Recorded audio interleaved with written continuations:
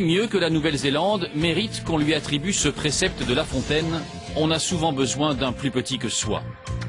Pacifique et intègre, surtout connu pour ses rugbymen All Blacks et ses paysages sublimes, la Nouvelle-Zélande a toujours été à la pointe des évolutions sociales et politiques.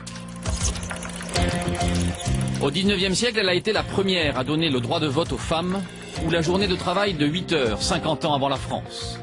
Ce pays du bout du monde a gardé cette mentalité de pionnier avec des réformes tous azimuts.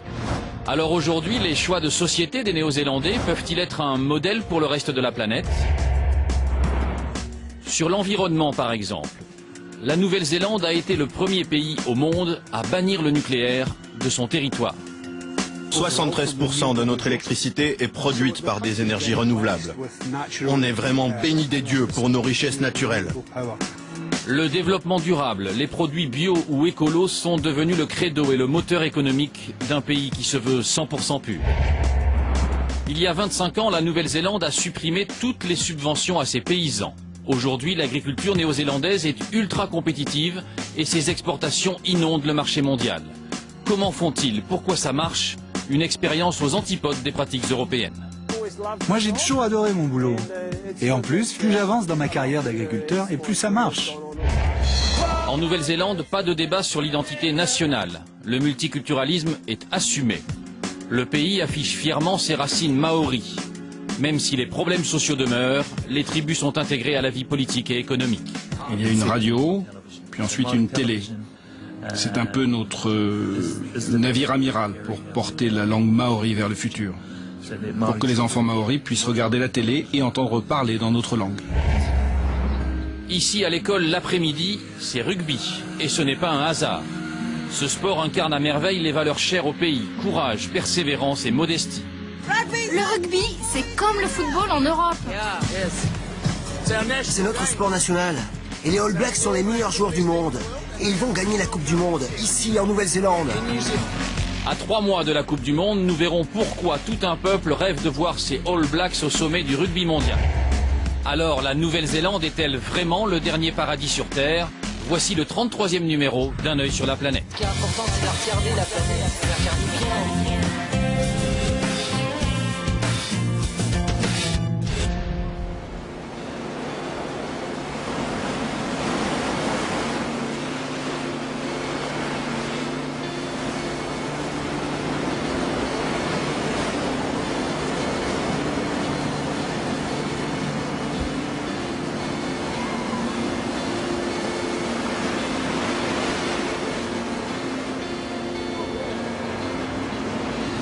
Bonsoir. Est-ce que vous connaissez beaucoup de pays à travers le monde où l'on peut, comme ça, en bord de mer, se promener au milieu des otaries?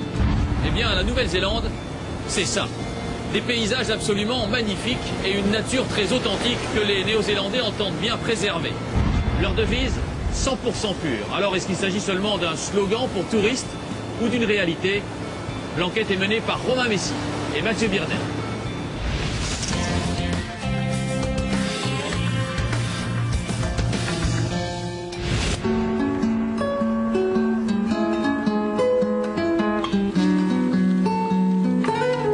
C'est une carte postale qui se mérite.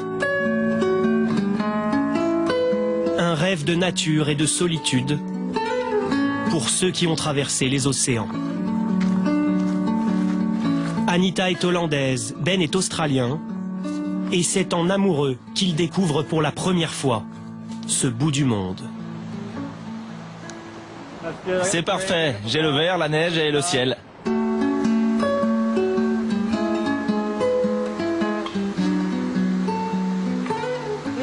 On a conduit pendant des heures et on n'a pas vu une seule habitation, rien. C'était juste la nature.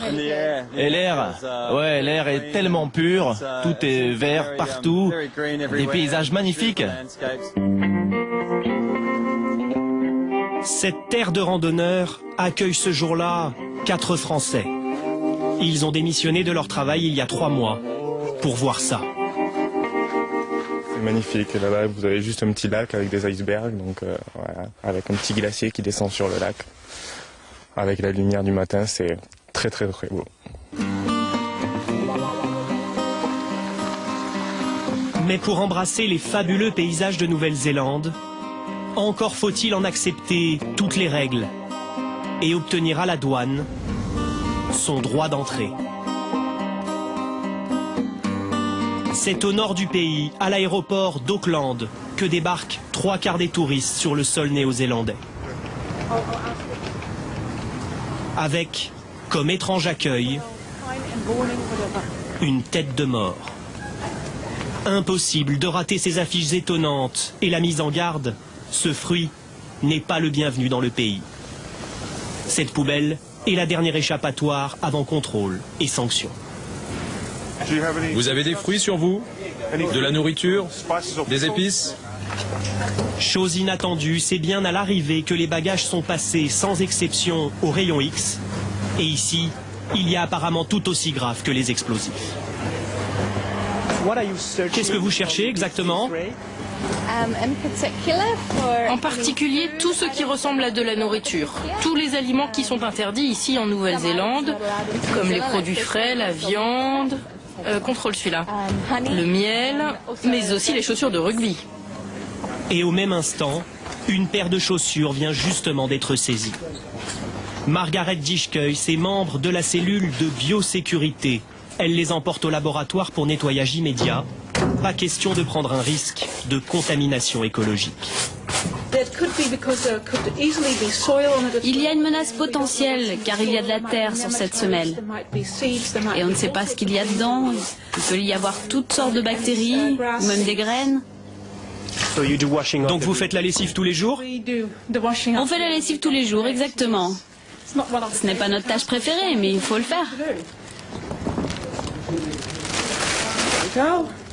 Le propriétaire de ces chaussures est un touriste japonais qui n'a pas déclaré leur existence à la douane. Exceptionnellement, il ne payera pas d'amende car il ne comprend pas l'anglais. Mais d'autres n'ont pas eu cette chance. C'était un accident. J'avais une banane et une pomme. J'ai mangé la banane, je suis monté dans l'avion et je me suis endormi. J'ai oublié que j'avais la pomme dans mon sac. Résultat, 400 $ d'amende. Regardez, c'est complètement ridicule. 400 $ pour une pomme. Une facture très salée et des autorités qui ne laissent rien passer. Mais pour la Nouvelle-Zélande, ce programme de biosécurité est jugé primordial pour que le pays préserve son environnement naturel. Cette pomme est un problème, car elle peut être porteuse d'insectes que nous n'avons pas ici. S'ils entraient sur le territoire, ça nous obligerait à mener un programme d'éradication qui nous coûterait des millions de $. Et pendant au moins 1 an, nos producteurs de fruits ne pourraient plus exporter. Ce serait une gigantesque catastrophe économique. La Nouvelle-Zélande compte donc sur la vigilance et l'odorat de ses douaniers pour conserver la spécificité de sa nature. Un formidable argument de vente.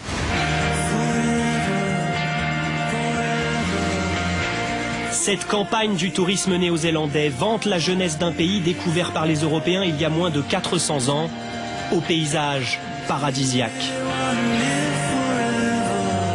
Le slogan est ambitieux, 100% pur.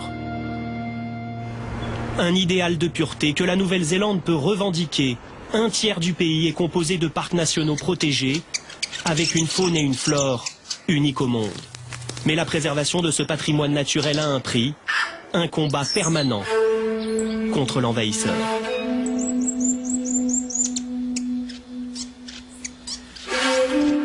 Dans les vastes forêts de Nouvelle-Zélande se cache depuis longtemps un dangereux prédateur. Herb Christopher et ses collègues rangers le traquent tous les jours.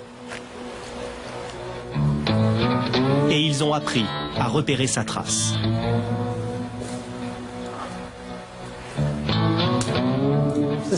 Regardez ici, c'est marque, c'est griffure. Ça veut dire c'est mon territoire. On trouve des empreintes, des excréments. C'est comme ça qu'on sait qu'il est ici. Et cet animal traqué, c'est lui, l'opossum, introduit en Nouvelle-Zélande au 19e siècle, en provenance d'Australie. Une erreur payée au prix fort, car cette petite bête d'apparence inoffensive s'est reproduite par millions et fait aujourd'hui des ravages sur la forêt au grand désespoir des rangers. Voilà typiquement une plante dont raffole l'opossum. Il mange toutes les feuilles et ça empêche la plante de grandir. Et quand vous avez beaucoup d'opossums, ça a un énorme impact sur la forêt. On estime que les opossums dévorent 20 000 tonnes de végétation chaque nuit. C'est énorme. C'est un désastre pour la Nouvelle-Zélande? Complètement. Les Australiens peuvent le reprendre quand ils veulent. L'opossum est devenu un défi majeur pour le gouvernement néo-zélandais. La consigne est donc claire, pas de quartier pour l'ennemi public numéro 1. On en a un, on en a un. Check that out. I think we've got one over here. Great stuff. Génial, ça c'est un gros. Probablement un mâle, je pense. Un opossum de moins, tué par l'un des nombreux pièges placés dans la forêt. Une méthode très artisanale qui n'entame pas la joie des rangers. C'est une vraie victoire. Et regardez cette fourrure magnifique. Vous comprenez pourquoi c'est très utile pour l'industrie de la fourrure. Situation paradoxale. Pour sauver un morceau de la forêt néo-zélandaise, cet opossum finira bientôt en tête de gondole, dans une boutique de vêtements, comme celle-ci. Ici, les clients de Louis ont le choix. Ça, c'est une veste en fourrure d'opossum, le modèle réversible, ou bien comme ça également, en opossum. Ici, vous avez des gants, des chapeaux, des chaussettes, des écharpes comme ça. Et notre plus beau modèle pour les femmes. De l'opossum avec de la laine et de la soie. Et pour nous convaincre, Louis n'oublie pas l'argument écologique. Ça explique pourquoi il faut acheter de l'opossum en Nouvelle-Zélande.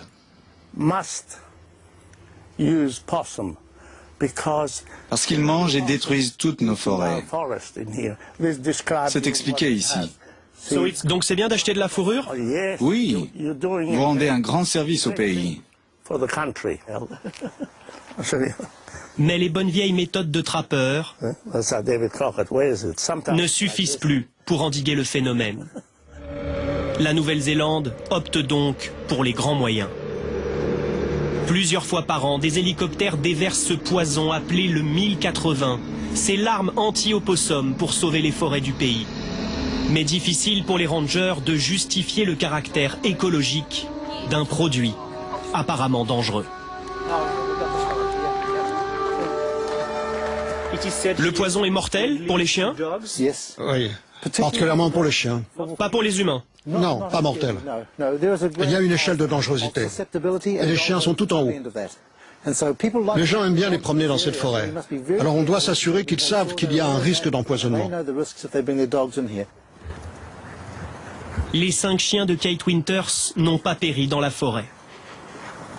Mais cette militante écologiste a fait de la lutte contre le 1080 son combat. Et elle tente, sans succès, de convaincre le gouvernement.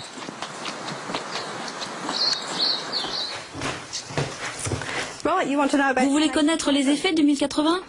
Ce garçon a été empoisonné quand il avait 7 ans. Aujourd'hui, il a des problèmes au cerveau, au cœur, des crises et des saignements de nez. Cet homme, lui, a été empoisonné après avoir touché et transporté du 1080 dans son camion. Ils essaient de tuer l'opossum, mais ils tuent tout le reste. Et l'opossum n'est qu'une excuse pour balancer du poison. Le gouvernement affirme que la Nouvelle-Zélande est 100% pure. Oui. Vous êtes d'accord? Non, pas du tout. Nous voulons revenir à un pays propre et écolo. Nous voulons être 100% purs. Et avec le 1080, ce n'est pas possible.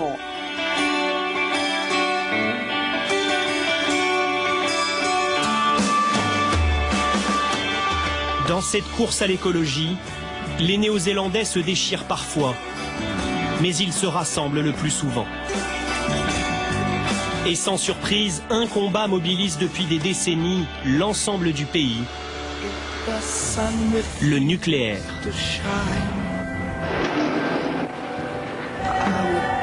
Dans les années 70, le port d'Auckland est déjà le théâtre de manifestations monstres à l'entrée de tout sous-marin nucléaire américain. Et la Nouvelle-Zélande devient terre d'accueil pour les écologistes de Greenpeace et leur emblème, le Rainbow Warrior. Son drapeau arc-en-ciel entend bien s'opposer aux essais nucléaires dans le Pacifique.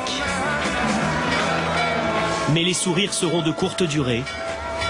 Le 10 juillet 1985, le Rainbow Warrior est coulé en baie d'Auckland par les services secrets français. Cette nuit-là, un homme meurt noyé. Traumatisme national et réponse radicale, 2 ans plus tard, la Nouvelle-Zélande devient officiellement le premier pays au monde dénucléarisé. L'atome est banni de l'ensemble du pays et des eaux territoriales. Le gouvernement de l'époque n'a jamais regretté un choix qu'aujourd'hui encore, il juge visionnaire. Nous avons pris une décision qui demandait beaucoup de détermination et de courage. Car à l'époque, les gens disaient que nous avions tort. Mais il y a eu Tchernobyl, puis 3 Mile Island, et aujourd'hui Fukushima. Et cela renforce la conviction des Néo-Zélandais que le pouvoir nucléaire est toujours dangereux. En particulier pour les pays qui sont sur la faille pacifique, comme nous ou le Japon, et sont vulnérables aux tremblements de terre et aux éruptions volcaniques.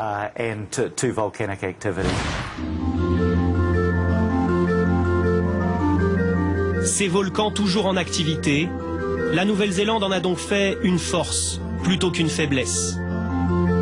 Dorénavant, ils ne sont plus seulement une carte postale pour touristes, mais l'avenir énergétique de la Nouvelle-Zélande grâce à la chaleur qu'ils produisent. À Wairaki, au centre de l'île du Nord, les pipelines ont envahi le paysage.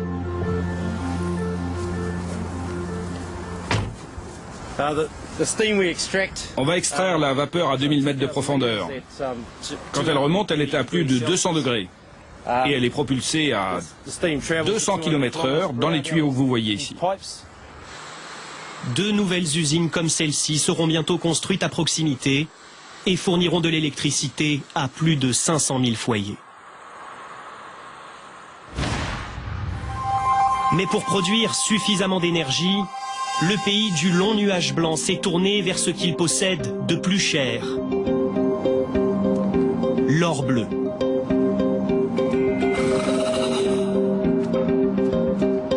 Au milieu de la Nouvelle-Zélande coulent de très nombreuses rivières. Elle y a donc construit des dizaines de barrages, comme ici à Clyde, tout au sud du pays. Toute l'eau qui descend des montagnes arrive sur ce barrage. Elle tombe 60 mètres plus bas, dans ces 4 turbines, qui génèrent de l'électricité. Une électricité 10 à 15% plus chère que celle produite par le nucléaire en France, mais de l'énergie propre et surtout renouvelable. 73% de notre électricité est produite par des énergies renouvelables. On est vraiment béni des dieux pour nos richesses naturelles. Et je suppose que beaucoup de pays dans le monde, et notamment en Europe, sont jaloux de la Nouvelle-Zélande et de ses ressources naturelles. Et ce n'est pas fini. Le gouvernement vise 90% d'énergie renouvelable d'ici 15 ans. Un résultat exemplaire. Mais ce petit pays ne compte que 4 millions d'habitants. Les Néo-Zélandais restent donc intransigeants sur la défense de leur environnement. Une fois encore, Auckland descend dans la rue et seules les banderoles ont changé. Opposition ferme l'été dernier au projet du gouvernement de faire des forages dans les parcs nationaux. Un sacrilège aux yeux de l'opinion. Nous disons hors de question et on veut se faire entendre. On ne fait pas de mine dans les parcs nationaux, un point c'est tout. On touche ici au cœur des Néo-Zélandais, à quelque chose de très grande valeur. Peu de pays renonceraient à chercher de l'or et des minerais sur une partie de leur territoire, La Nouvelle-Zélande, si. Le gouvernement s'incline finalement, il n'y aura pas de mines dans les 14 parcs nationaux du pays. Les Néo-Zélandais nous ont dit clairement non. C'est donc notre décision et nous ferons des forages dans d'autres endroits. Mais si elle impose des restrictions, la vague verte est devenue également une formidable opportunité pour l'économie néo-zélandaise. Auckland, la créative, a senti le vent du business écolo. Dans la cité de la voile, le petit cabinet d'architectes L'Homme-Océan a créé l'an dernier un bateau révolutionnaire. Comme d'habitude, on a commencé avec un papier et un crayon pour dessiner le concept initial. Et puis ensuite, on l'a modélisé en 3 dimensions par ordinateur. Ça, c'est une simulation du bateau en mer dans les vagues pour mesurer ses performances. Et la simulation est devenue réalité. Planète Solar, premier bateau au monde entièrement propulsé par l'énergie solaire.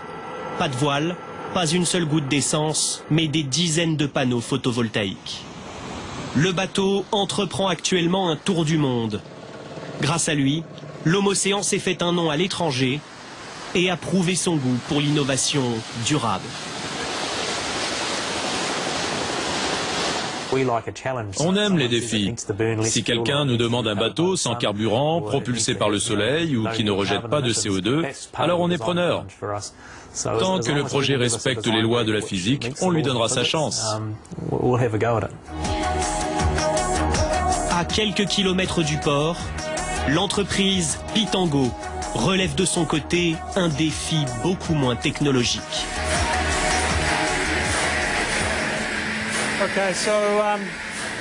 Bonjour Lily, comment ça va?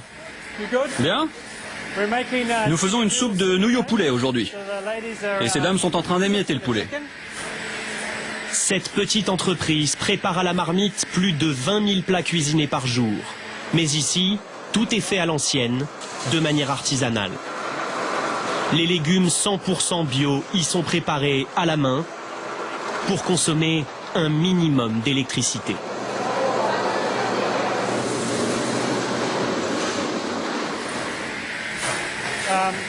Ah, ça, c'est le produit fini. Une soupe minestrone bio. Seule concession faite aux automates, l'emballage plastique des repas.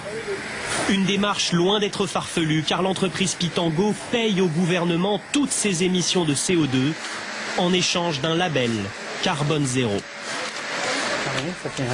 De l'argent en moins pour l'entreprise, mais le premier repas cuisiné au monde certifié 100% écolo.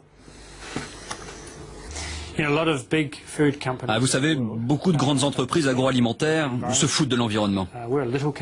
Nous, on est une petite entreprise, mais on grossit car on ne s'en fout pas. Alors bien sûr, le plus important, ça reste le goût, la qualité et le prix pour le consommateur. Mais le label carbone zéro, c'est un bonus et c'est volontaire. C'est une initiative de notre part. Et un succès. L'entreprise Pitango commence à exporter ses repas écolos à Singapour ou Hong Kong et collectionne les distinctions. Et ça, c'est le prix international du business en 2009. Pitango ou L'Homme-Océan, deux exemples que le patronat néo-zélandais souhaite multiplier dans les prochaines années pour que le pays devienne un leader mondial de l'économie verte.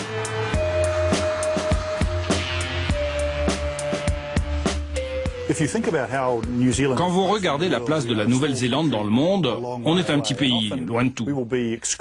Et souvent, on est exclu du marché, sauf si on a une différence, si on est dans une niche qui nous ouvre le marché. Et l'industrie agroalimentaire ou le tourisme sont deux secteurs où l'image écolo et le développement durable peuvent faire une différence importante. Cette différence, le gouvernement entend la cultiver à la racine. À l'école primaire de Sylvia Park, les cours quittent souvent la salle de classe pour le fond du jardin.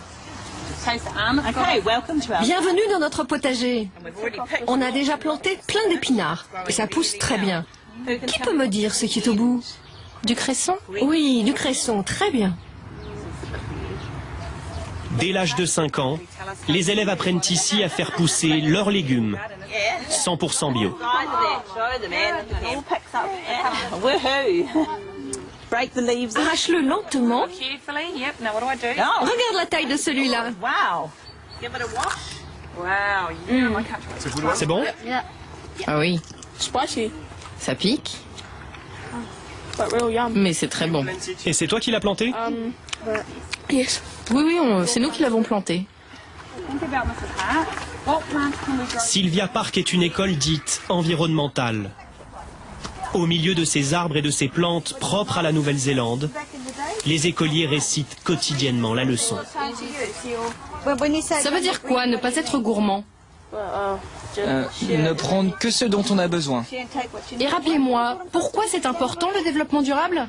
Pour ne pas gaspiller les ressources. Et les ressources sont comment? Limitées. Donc il faut être durable pour l'avenir. Pour l'avenir. De génération en génération.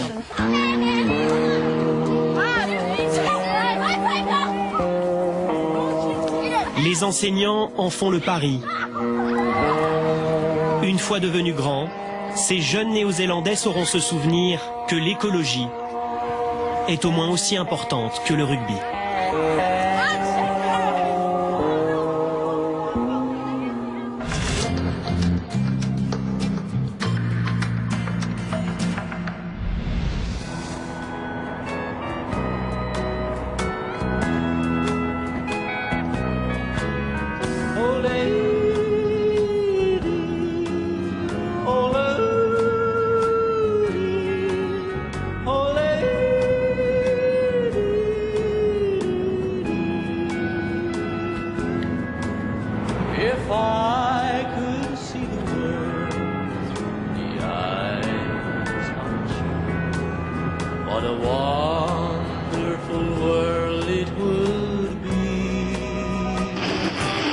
Dans toutes les plaines de Nouvelle-Zélande, les vergers s'étendent à perte de vue.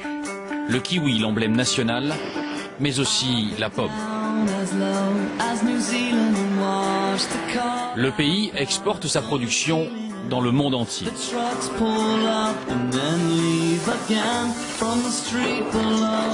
Dans cette ferme, la main-d'œuvre est essentiellement asiatique.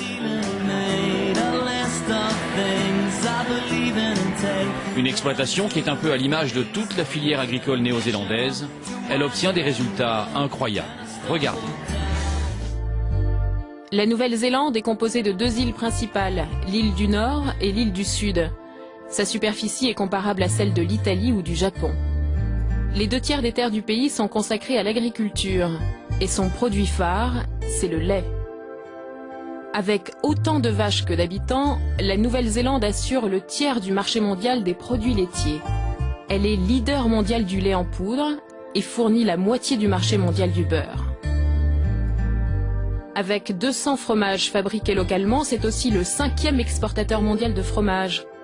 Le pays fait aussi partie des premiers exportateurs mondiaux de viande de mouton et de bœuf. La Nouvelle-Zélande exporte aussi ses produits de la mer et ses fruits, dont le fameux kiwi.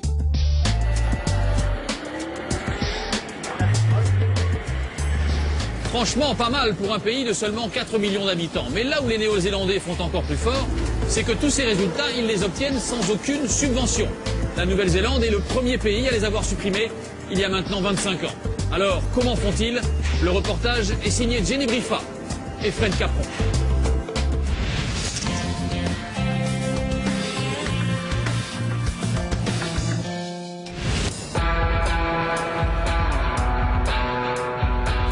C'est un petit port du bout du monde.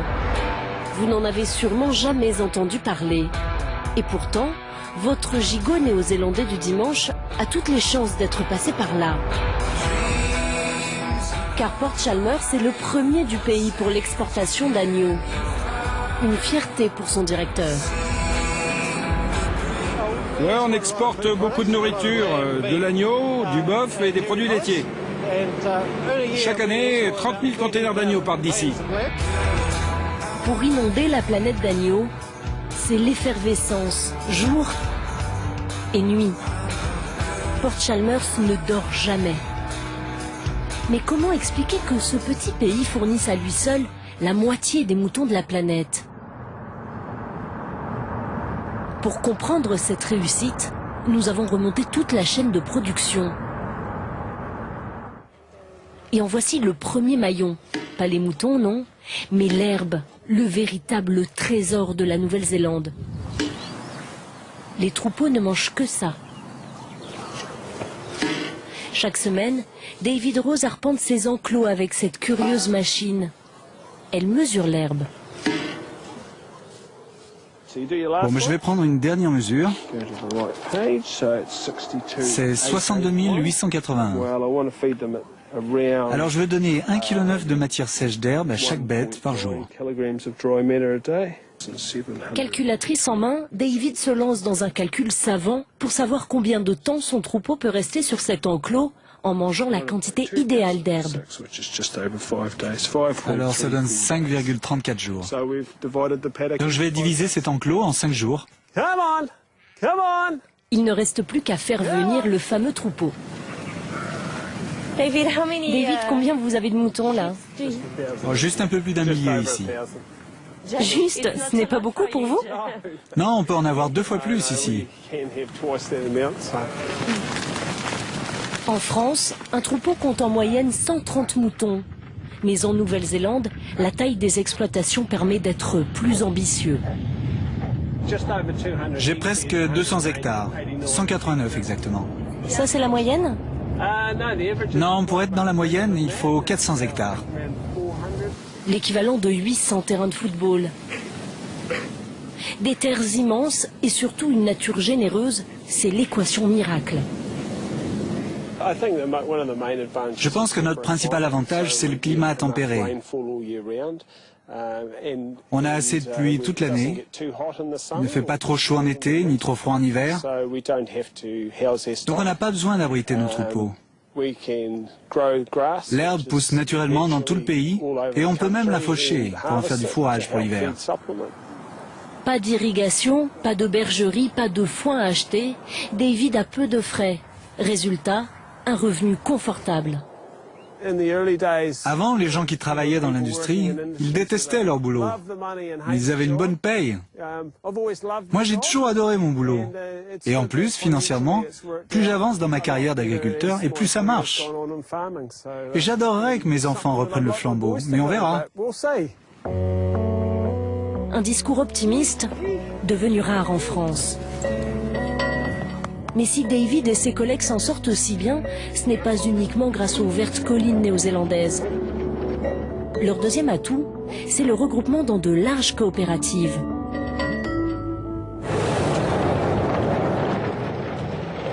Bienvenue à Silver Fern Farm, la plus grande coopérative du pays pour la viande. Toutes les demi-heures, un chargement de moutons arrive pour l'abattoir. Dans la salle de découpe, 900 personnes s'activent. En quelques secondes, les agneaux sont désossés et découpés. Les gigots partiront en France, les épaules en Allemagne et les côtelettes au Royaume-Uni. Ici, on nourrit la planète. On traite jusqu'à 12 000 moutons par jour. En ce moment, on est plutôt à 10 500 par jour. Les 20 000 fermiers membres de la coopérative en sont aussi les actionnaires. Ils misent sur la technologie. Ce point bleu est une puce à radiofréquence. On peut ensuite envoyer à chaque éleveur les données sur ces animaux, comme des informations sur les brebis, sur la taille des agneaux, leur poids, la qualité de leur viande. Cette technologie nous permet de leur donner des informations pour qu'ils améliorent leur technique d'élevage et de reproduction pour un meilleur rendement. C'est un maillon essentiel de la chaîne.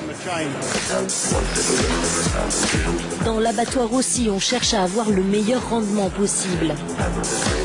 Voici l'arme imparable pour plus de profit. Les robots. Sylvain Farcy est l'un des concepteurs de ces robots. Alors là, les carcasses arrivent depuis la première découpe et vont passer dans les rayons X pour faire une image. Alors là, on voit le trait bleu, c'est la position de coupe qu'on a décidé de prendre. Elle ajuste automatiquement les 6 coupes en hauteur et en inclinaison pour couper au plus près. Un robot remplace 6 hommes et fonctionne 24 heures sur 24. L'efficacité est maximum. C'est donc plus d'argent pour la coopérative et ses actionnaires fermiers.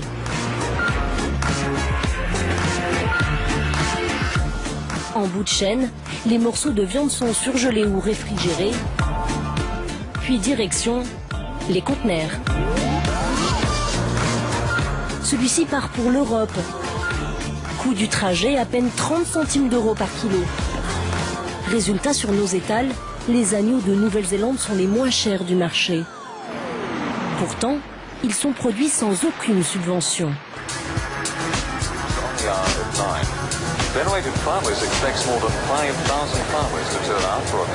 Il y a 25 ans, c'est le coup de massue pour les agriculteurs. Le gouvernement supprime toutes les subventions agricoles. 40% des revenus des fermiers provenaient de ces aides. Le trésor néo-zélandais a besoin de se refaire une santé et ce sera en partie sur le dos des fermiers. Ça vaut le coup d'être ici avec tous les fermiers du pays. On est tous en difficulté.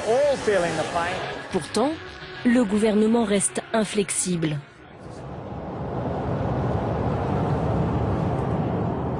Don Nicholson se souvient bien de cette période. À l'époque, il venait à peine d'acheter sa ferme. La plupart d'entre nous avons survécu à cette période. On pensait que 10% des agriculteurs ne s'en sortiraient pas. Mais en fait, seuls 1% des fermiers ont dû tout arrêter, soit 800 fermes. Leur dette était trop importante. Ils ne pouvaient pas s'en sortir. Don est le président des Federated Farmers, l'équivalent de la FNSEA. Ce jour-là, il retrouve David Rose, notre éleveur de moutons. Lui aussi était jeune fermier quand les subventions ont été suspendues. À l'époque, il avait même participé à des manifestations. Je revenais tout juste de vacances et je prévoyais de repartir. Mais là, j'ai su que je n'irais nulle part. Quand vous voyez des collègues désespérés qui ont tout perdu, ça vous semble vraiment injuste.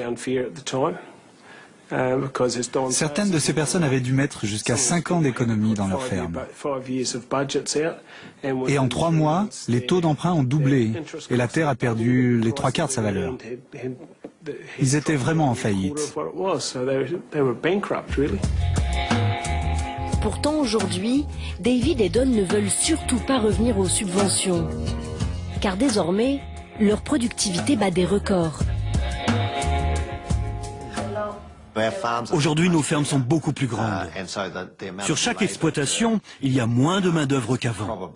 Notre ligne de conduite pendant toutes ces années, ça a été la recherche d'efficacité.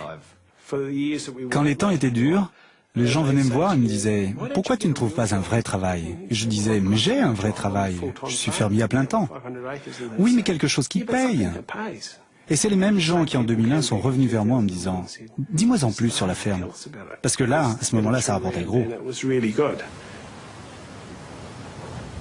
Pour réussir cette mutation, il a fallu gagner en compétitivité et en efficacité. Les agriculteurs se sont donc tournés vers les scientifiques, comme John McEwan, une sommité mondiale de la génétique. Il travaille dans l'une des dizaines de fermes de recherche du pays. Son dada à lui, ce sont les moutons. Oui, je le place bien au milieu de l'oreille. Ce matin, il va chercher un peu d'ADN dans le troupeau de l'Institut de recherche. Là, vous allez tout savoir sur les moutons? Ah, on va tout savoir, oui. Toutes les informations sur ces moutons sont concentrées dans ce petit prélèvement. Au laboratoire, il ne reste plus qu'à lire l'ADN.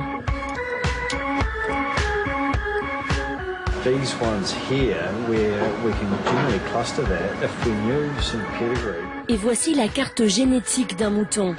Grâce à elle, les chercheurs sélectionnent les meilleurs animaux pour la reproduction.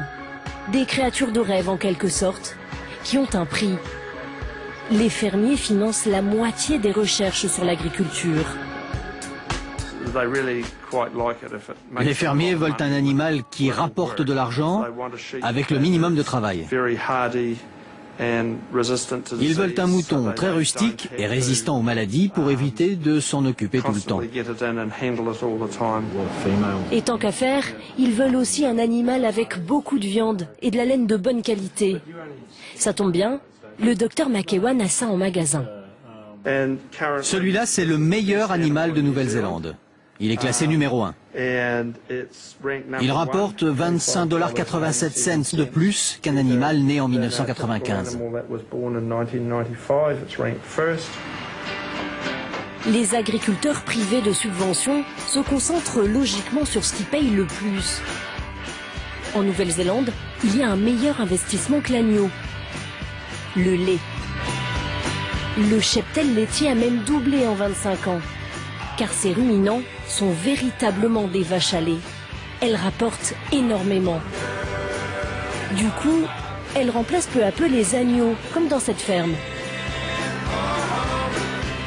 Aujourd'hui, le propriétaire n'est pas là, c'est un sous-traitant zimbabwéen qui s'occupe du troupeau. Votre patron, il vient traire parfois? Il aime travailler à la ferme, mais traire les vaches, pas trop. Grâce à vous, il peut rester tranquillement à la maison? Oui. Effectivement, à la maison, voici le patron et son épouse. Ils ne sont pas en train de surfer sur Internet. En fait, ils surveillent leur ferme en temps réel. Ce matin, ils ont commencé la traite à 4h50. Ils ont fini à 7h10 et la moitié de notre troupeau est passée à la traite. On surveille les performances de nos vaches entre chaque traite. Là, on peut voir la production par vache à chaque traite. Toutes les innovations m'intéressent. Tout ce qui rend le travail plus facile, tout ce qui aide à produire plus avec moins d'argent. En fait, vous êtes plus businessman que fermier. Absolument, mais sans le costume. Mais avec les bottes. Exact. Notre fermier businessman est obsédé par la rentabilité. Il a arrêté l'agneau pour gagner plus d'argent, mais ce choix-là, il le paye. Ça m'a coûté des millions de dollars pour passer au lait. Quand je faisais du mouton, j'empruntais peu. Maintenant, je croule sous les dettes. Il faut que je fasse beaucoup de profit pour rembourser. Ça ne devrait pas être un problème. Les investissements dans le lait sont rentabilisés 4 fois plus vite que dans l'agneau. Ce camion appartient à Fonterra, la plus grande entreprise du pays. Elle achète 90% du lait néo-zélandais. Vous avez beaucoup de lait pour nous aujourd'hui? Les cuves du camion remplies, l'ordinateur de bord fait une rapide analyse de la production. Quelle information ça vous donne? Ça nous dit la température du lait, le taux de protéines et de matières grasses et la production annuelle. Pour l'instant, à 3 mois de la fin de la saison, on en est à 2 542 604 litres. Pour cette production, Fonterra lui a versé plus d'1 million d'euros. Et ce n'est pas tout, car Marc est l'un des actionnaires de Fonterra. Le géant du lait est une coopérative, seuls les fermiers peuvent en détenir des parts. La coopérative donne aux fermiers le contrôle de sa propre destinée. On ne dépend pas d'une société privée qui veut faire du profit pour ses actionnaires. Nous, on essaie de faire du profit pour nous-mêmes. Dans le coin, les agriculteurs actionnaires ne manquent pas. Partout, on croise des panneaux Fonterra qui signalent les fermes de la coopérative. Elles sont 10 000 à travers le pays. Des fermes et de toutes parts, des camions Fonterra. Dans l'extrême sud du pays, ils se dirigent tous vers cette usine. C'est l'un des 26 sites du groupe. Pour l'alimenter en lait, les camions-citernes n'arrêtent jamais.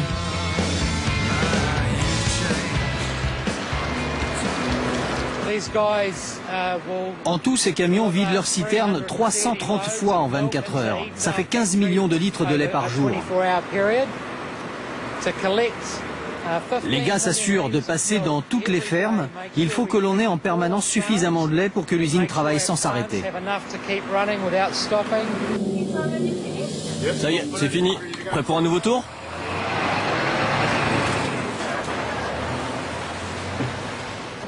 Le bijou du site, c'est ici. Nous sommes dans le plus grand séchoir à lait du monde. Voici le centre névralgique de l'unité. Tout est dirigé d'ici. Juste 2 personnes pour des millions de litres de lait? Oui, des millions, 4 millions de litres de lait par jour passent par ce séchoir.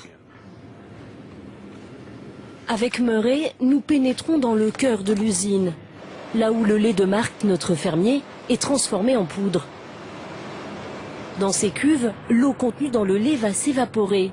Reste un liquide très concentré qui va passer dans ce séchoir à haute pression pour produire la poudre. On produit 28 tonnes de lait en poudre à l'heure. Donc en un jour, ça fait 650 tonnes de lait en poudre. La poudre est immédiatement empaquetée, pesée. 24 000 tonnes de lait en poudre attendent leur départ pour les plus grosses usines agroalimentaires du monde. Le lait servira à fabriquer des glaces, des yaourts ou autres fromages. Si l'on prend les produits frais comme le fromage, il faut les stocker. Ça complique les choses et ça limite la rentabilité pour nos actionnaires.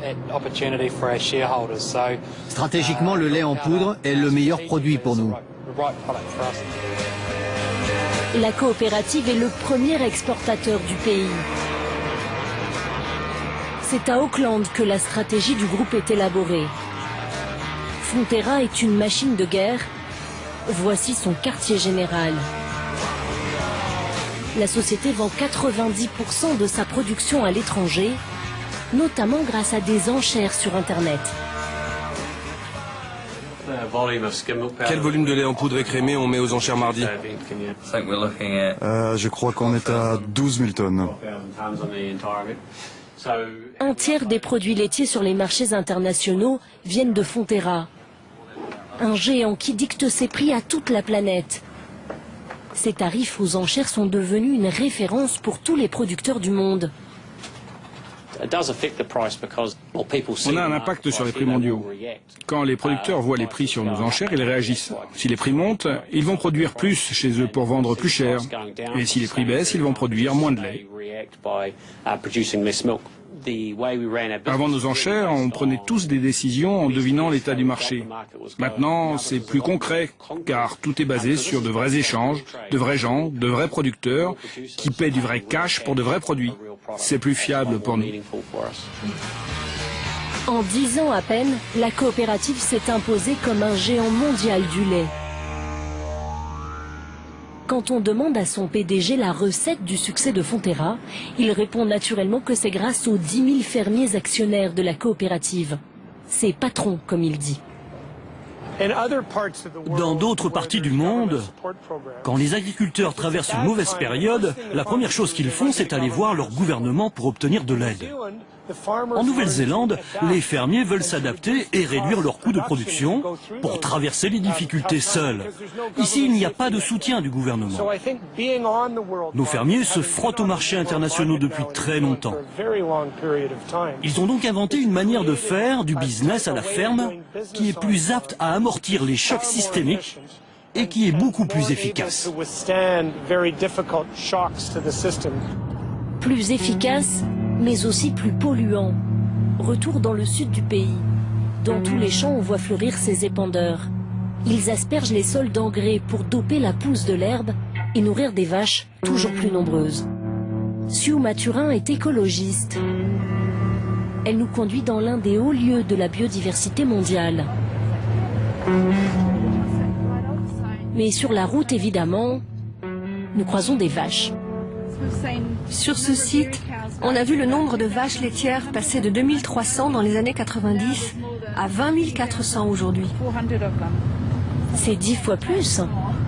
Oui, c'est une énorme augmentation.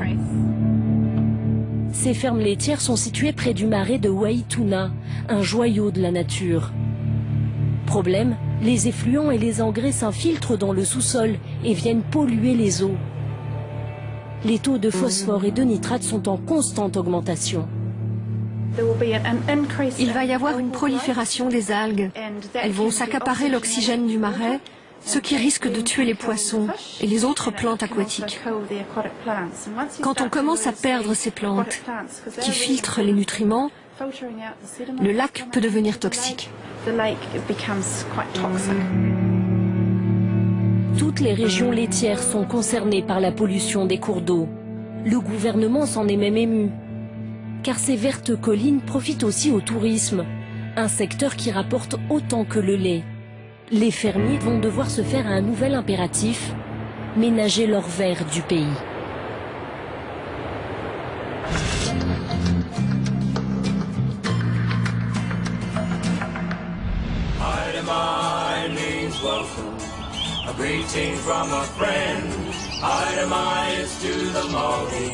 The beginning, not the end.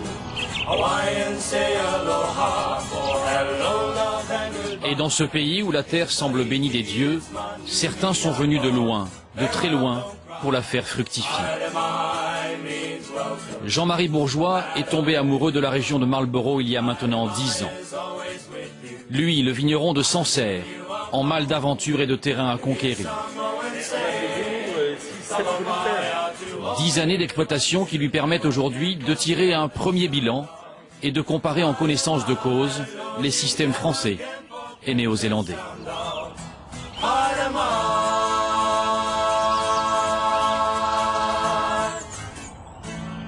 Et alors racontez-moi, quand vous êtes arrivé ici, comment ça s'est passé avec les Néo-Zélandais? C'était formidable parce qu'ils nous ont accueillis les bras ouverts et ils se sont dit, tiens, un Français qui arrive, qui exporte déjà dans 70 pays dans le monde, mais c'est du pas béni pour nous. Et donc, partout où on a été, il était avec nous pour notre réussite. Ils ne se sont pas dit, oulala, un concurrent qui arrive. Jamais, jamais. Et franchement, un Kiwi qui serait arrivé à Sancerre, je pense que j'aurais mis des petites ficelles en travers pour le... Vous l'auriez regardé de travers? Ah oui, ah oui. Plus maintenant, hein. C'est un problème de mentalité, ça, entre les deux pays? C'est une différence? Oh, c'est peut-être un problème d'histoire. Nous, on est vignerons à Sancerre depuis 10 générations.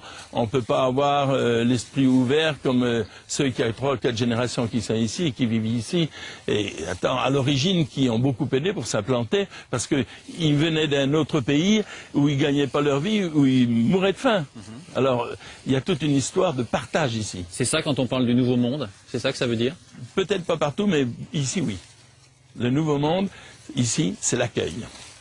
Et alors dites-moi, le vin que vous faites ici, il est meilleur ou il est moins bon que celui que vous faites en France? Ça, c'est comme les femmes dans le monde. Ils sont différentes, ils sont toutes belles mais différentes. Mais le vin que je fais ici, il est différent. Et c'est ça qui est extraordinaire. C'est de faire des vins avec le terroir. Vous avez vu ces pierres-là? C'est des anciennes pierres déboulies de rivières glaciaires. Ouais. Et ces pierres-là, ils ont roulé. Ils se sont usés les unes contre les autres. Ils ont laissé un limon. La vigne, elle mange ce limon et elle le restitue au vin. Et ça, c'est vraiment le terroir de Marlborough. C'est formidable d'avoir des vins qui sont issus d'abord de sols qui n'a jamais eu de pesticides, d'insecticides, ni rien, parce que la première fois qu'ils ont été retournés, c'était par nous. Et puis, encore de continuer à travailler comme ça. Ouais. Et alors, au niveau de l'exploitation, en Nouvelle-Zélande, on vous aide? Comme on aide les exploitations en France? Comment ça se passe? En Nouvelle-Zélande, le vigneron est responsable. Si vous vous trompez dans ce que vous faites, vous n'allez pas casser les... C'est pour votre pomme. Les portes de la préfecture et puis emmerder le ministre de l'Agriculture, jouer des sous, ça n'existe pas. Vous êtes responsable de vos produits. Ce qui veut dire que la conscience professionnelle n'en est que plus grande. Ouais, mais il n'y a pas de subvention ici. Rien du tout. Rien? Absolument rien. Pas un centime. Et vous savez aussi, ce qui est bien ici, on travaille avec des gens multiculturels. Chaque personne ici nous apporte sa compétence, son histoire. Ça, c'est fantastique. Ça, c'est une richesse. Ça, c'est extraordinaire.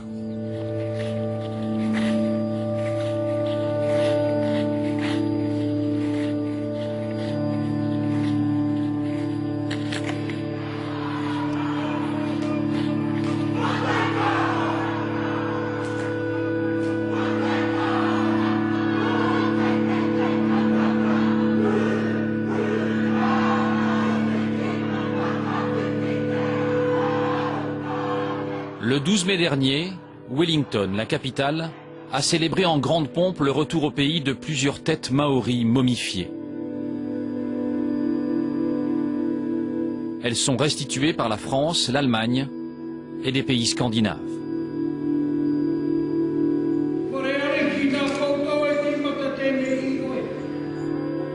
Ces têtes avaient été emportées par les explorateurs européens il y a plusieurs siècles.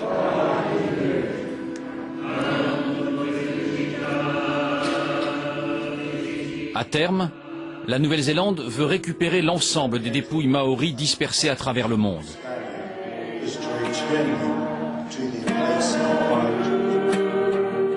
La preuve d'un réel attachement à cette culture.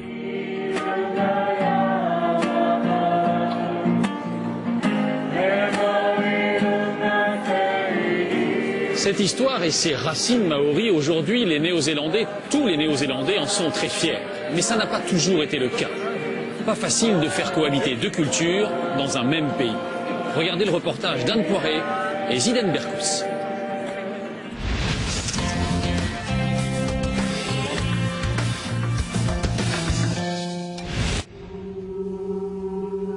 Du peuple maori, on ne connaît souvent que ses tatouages.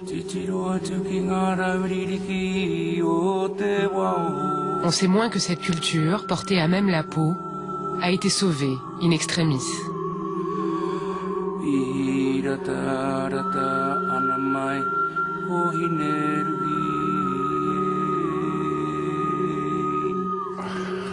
Ce matin, Roy Toya est venu pour ce rite initiatique avec son fils, chez l'un des tatoueurs les plus réputés d'Auckland. Après le hongi, le salut traditionnel maori, les explications. Il y aurait deux parties. Une partie qui représenterait ma mère et l'autre qui représenterait mon père. Et le signe de la tribu, tu le mets où? Vers le haut, non? Roy est métis et il a tenu à se faire tatouer pour rendre hommage à ses racines maoris.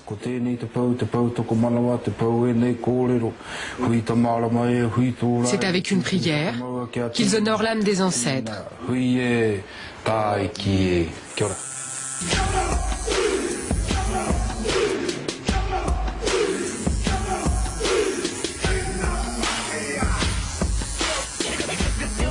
Bouge pas, bouge pas. Ah, il a bougé. Si Roy est venu avec son fils, c'est que l'identité maori est avant tout affaire de transmission. À l'âge adulte, lui aussi devra inscrire sa généalogie sur sa peau. Ça fait mal? Ouais, un peu. Mais c'est comme un challenge pour les Maoris. Pour voir jusqu'où tu peux tenir. Oh. Quasiment éteinte dans les années 70, la pratique de ces tatouages est aujourd'hui en plein essor. Il y a une renaissance de la langue, de l'art, de l'identité. On apprend à nos enfants à montrer qu'on est maori à l'extérieur aussi bien qu'à l'intérieur. 2 heures de souffrance plus tard, le tamoko, le tatouage, est enfin terminé. On dit qu'un tamoko, ça peut changer un homme. En bien, évidemment. Et pour moi, ce sera un rappel permanent des valeurs auxquelles je crois. Ces dernières années, Gordon Toy a tatoué des stars de la chanson internationale, comme Ben Harper, mais aussi des centaines de blancs néo-zélandais. Qu'ils estiment assez notre culture pour vouloir se marquer le corps avec nos tatouages, je trouve que ça nous honore. Cela ne fait pas d'eux des porte-parole de la culture maori, mais ça prouve qu'ils reconnaissent que notre culture a beaucoup à offrir.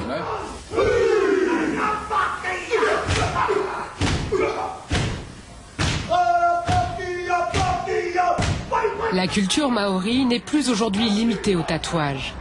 Elle a désormais sa télévision, une chaîne publique créée en 2004 pour promouvoir la langue maori. À l'antenne, ces émissions pour enfants pour apprendre le vocabulaire de base.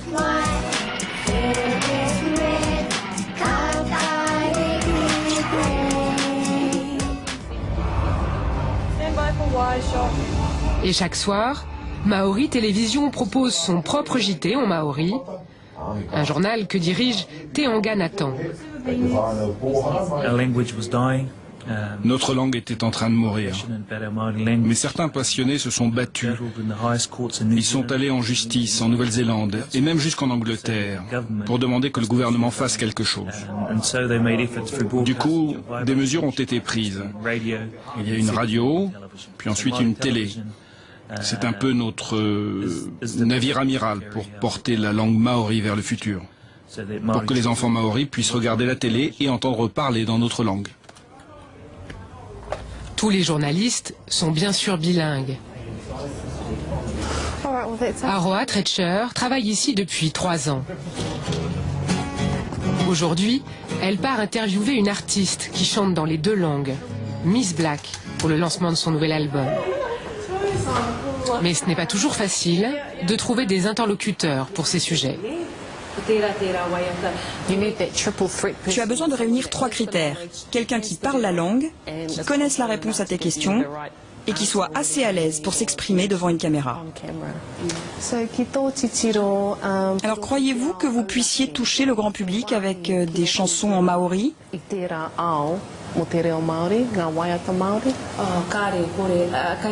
Oui, je le crois. Et surtout en ce moment, les étrangers sont très intéressés par notre culture, par notre langue et nos instruments de musique. Et même ici en Nouvelle-Zélande, l'intérêt commence à grandir. Il y a encore beaucoup à faire pour renverser les préjugés des non-maoris, des blancs à notre égard. Il ne faut pas être naïf. C'est vrai qu'il y a encore des histoires tristes, notamment au niveau socio-économique. Mais petit à petit, le bilan est en train de devenir positif.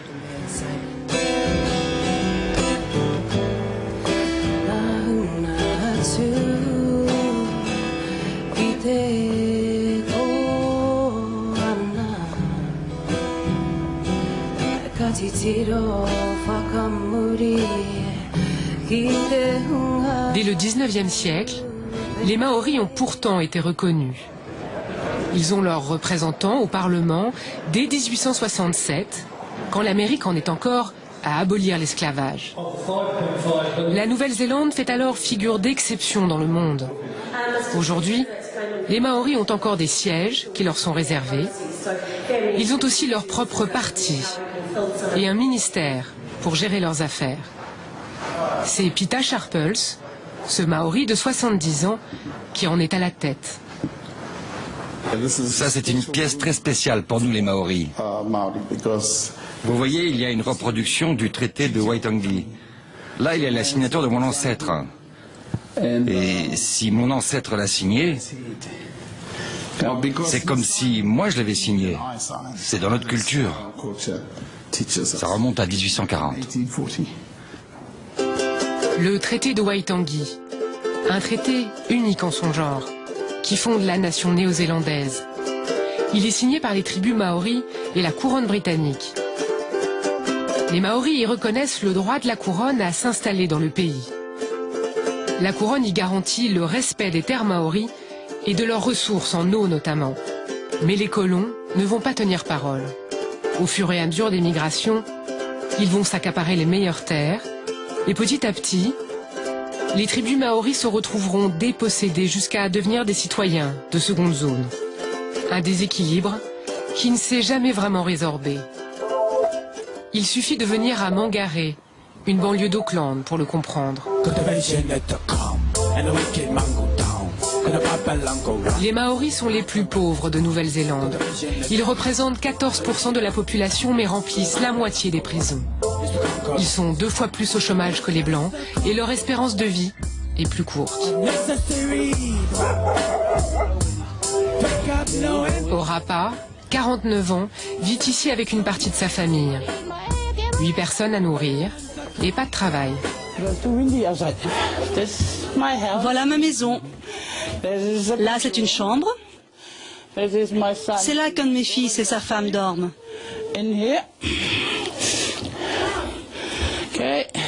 pourquoi vivent-ils là? Parce qu'ils n'ont nulle part où aller. Une maison qui tombe en ruine et pas de lumière dans les chambres. Ils laissent les portes ouvertes ou bien ils utilisent la télé. C'est comme ça qu'ils peuvent se voir dans la chambre le soir.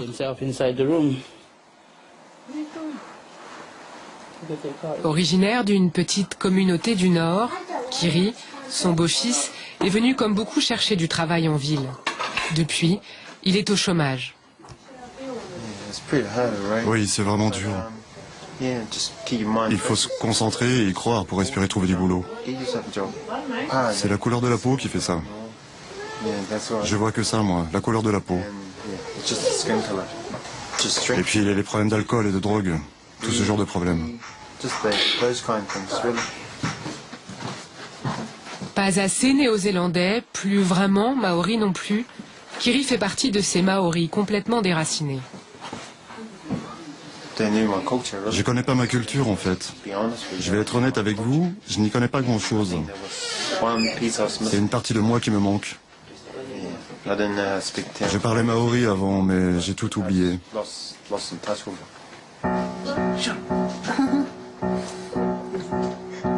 Pour en finir avec la misère, les Maoris lancent dans les années 80 de grands mouvements de contestation.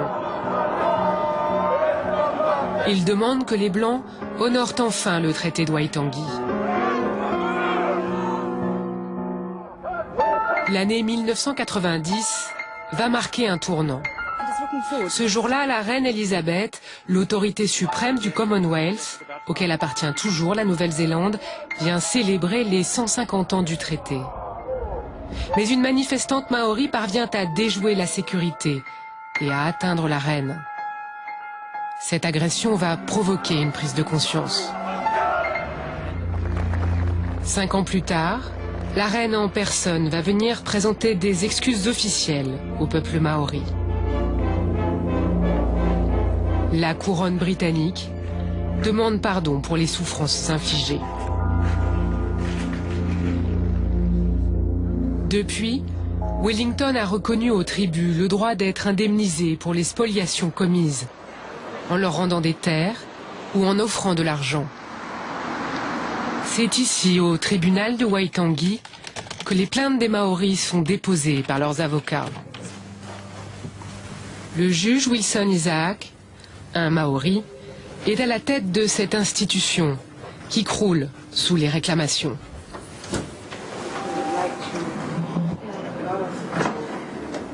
Comme vous le voyez, il y a des milliers de plaintes. Plus de 3000 ont été déposées au tribunal. Pardon de vous déranger. Eux, ce sont les experts du tribunal. Et ils ont déjà passé des semaines à entendre les parties concernées dans le cas de la plainte de la tribu Tuoi contre la couronne. Là, c'est un parc naturel qui est au centre de cette réclamation.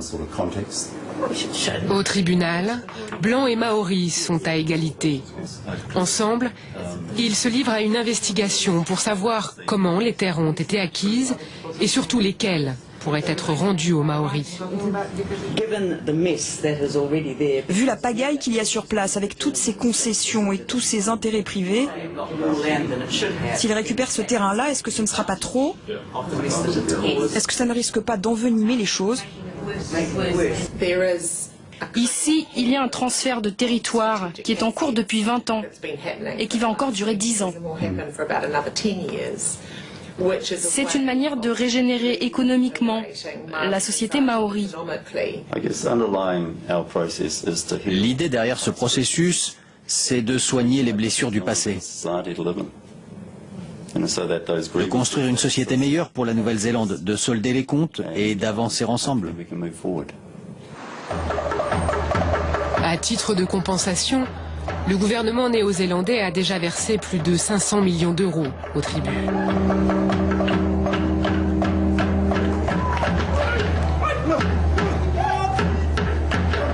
Près de la moitié des quotas de pêche du pays est désormais allouée aux Maoris. Alors forcément, dans l'île du Sud, sur ces bateaux flambant neufs, qui récoltent les moules vertes, on trouve des Maoris, comme Dan, pour qui la roue a enfin tourné. Bonjour, ça va? Ça va, merci.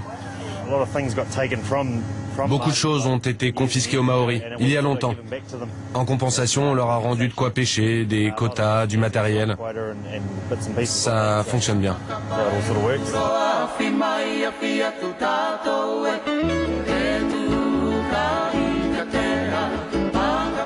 À 2 heures de là, à Nelson, on trouve la plus grosse entreprise de pêche de Nouvelle-Zélande, Sealord. Sur les emballages de ces boîtes de moules vertes, exportées dans le monde entier, nulle mention des propriétaires maoris. Pourtant, 50% de la société leur a été transférée. Des patrons maoris et des employés, pour la plupart blancs, une petite revanche. Chaque tribu peut utiliser comme elle l'entend les fonds et les terres reversés par la couronne. Dans l'île du Nord, la tribu Tainui a massivement investi ici.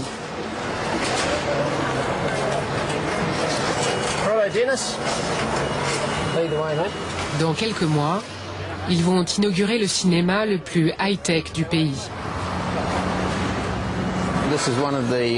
Là, c'est l'une des salles. Vous pouvez voir où il y aura les sièges avec en haut une section VIP.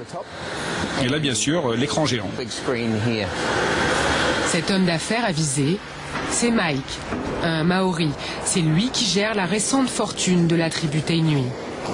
Mais avant qu'il ne reprenne les choses en main, les investissements avaient été bien hasardeux.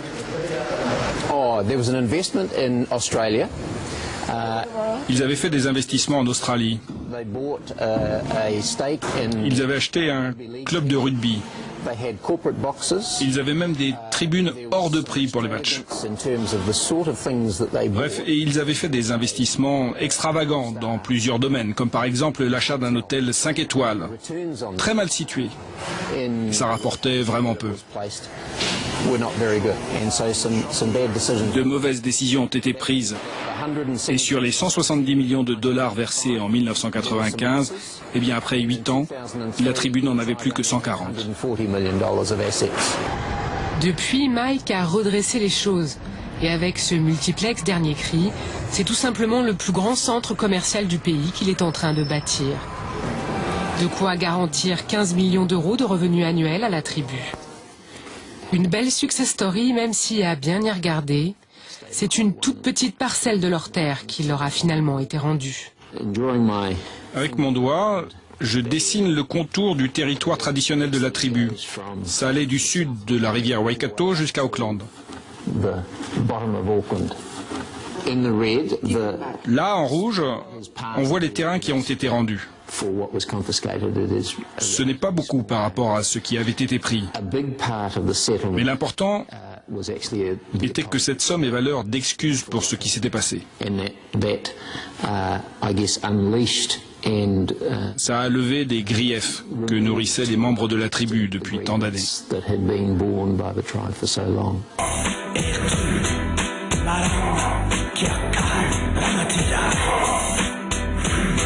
Pour certains, pourtant, on est toujours loin du compte.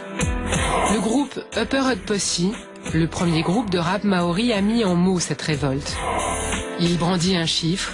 Seulement 3% des terres volées au 19e siècle ont été restituées.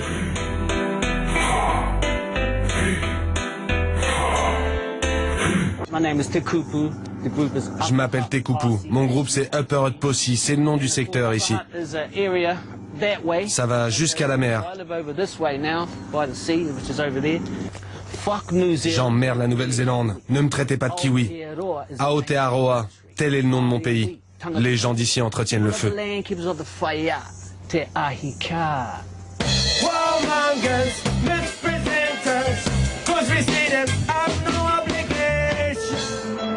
Pour le chanteur du groupe, comme pour certains activistes maoris, il n'y a aucun cadeau à faire aux Blancs.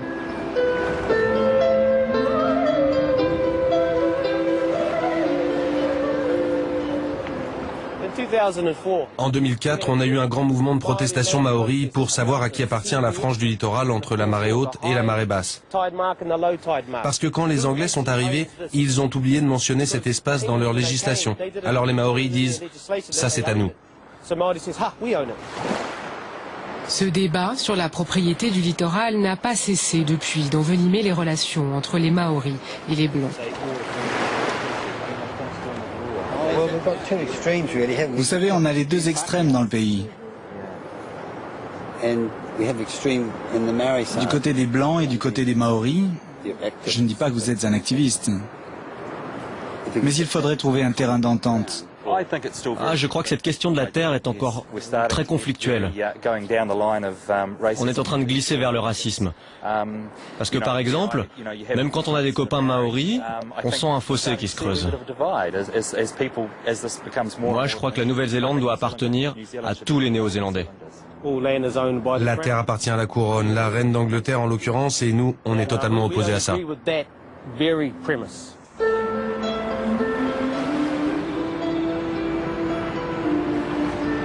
Le chemin sera encore long pour que chacun trouve sa place dans la sérénité.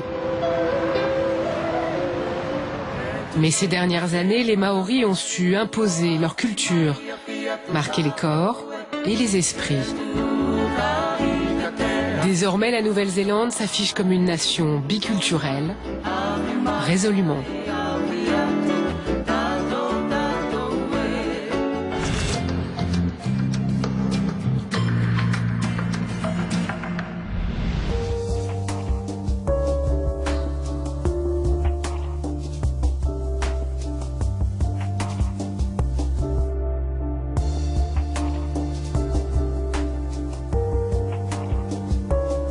En Nouvelle-Zélande, la nature est généreuse, parfois un peu trop.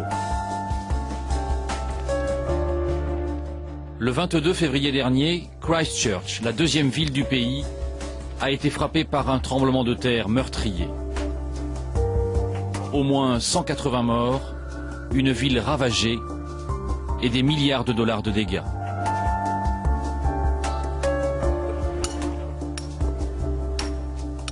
C'est la triste réalité d'un pays aussi souvent secoué que le Japon. Située sur la ceinture de feu du Pacifique, la Nouvelle-Zélande enregistre des centaines de secousses chaque année.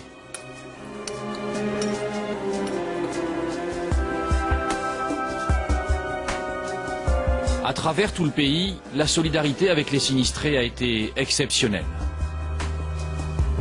Au centre de secours provisoire, qui fonctionne encore à plein régime 4 mois après le séisme, c'est la leçon que veut tirer Enger Button, la maire adjointe de Christchurch.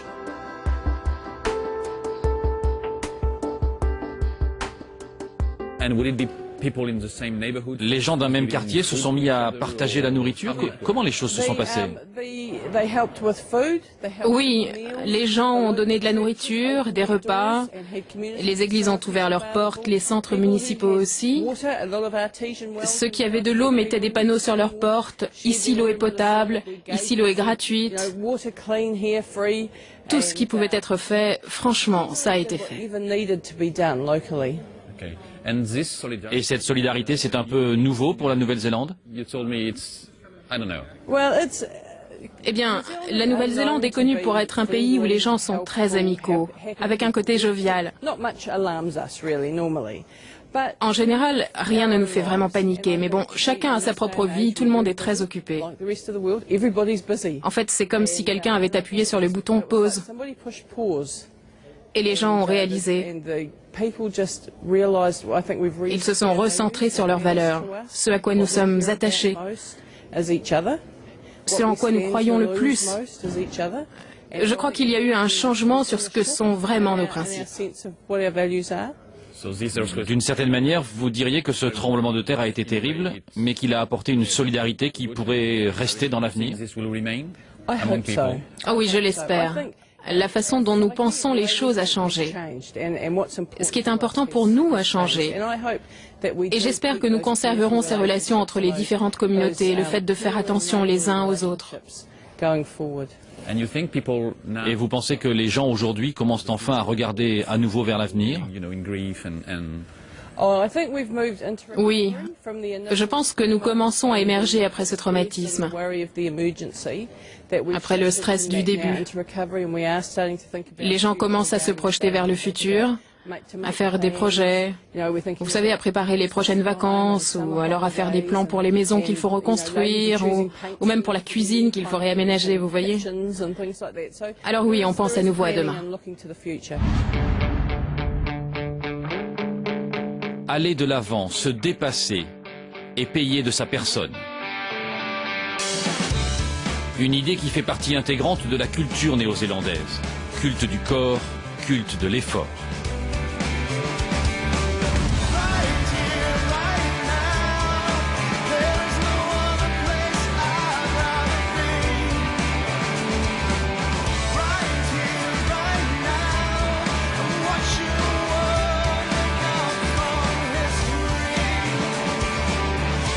Dans moins de 3 mois maintenant, la Nouvelle-Zélande aura une occasion unique d'oublier pendant quelques semaines le traumatisme de ce tremblement de terre.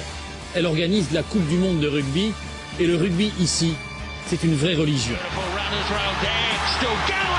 Les joueurs de l'équipe nationale, les fameux All Blacks, sont de véritables demi-dieux.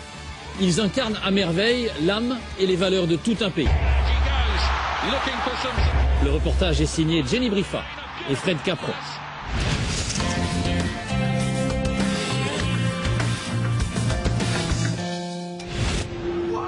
Cette nuit-là, en Nouvelle-Zélande, même le ciel a revêtu les couleurs des All Blacks.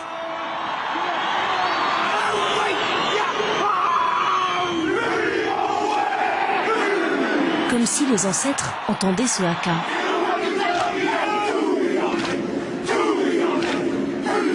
Les joueurs en appellent aux anciens, à leur force, à leur esprit, à l'âme de tout un pays, le pays du rugby.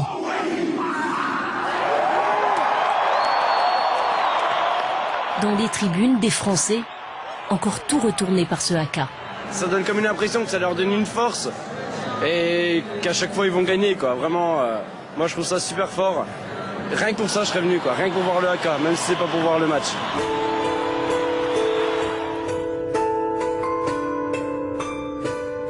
Avec leur maillot noir, on dit que les All Blacks portent le deuil de leur adversaire. Ce soir-là, justement, ils sont sur le point d'enterrer définitivement les Australiens dans ce tournoi des Tri-Nations.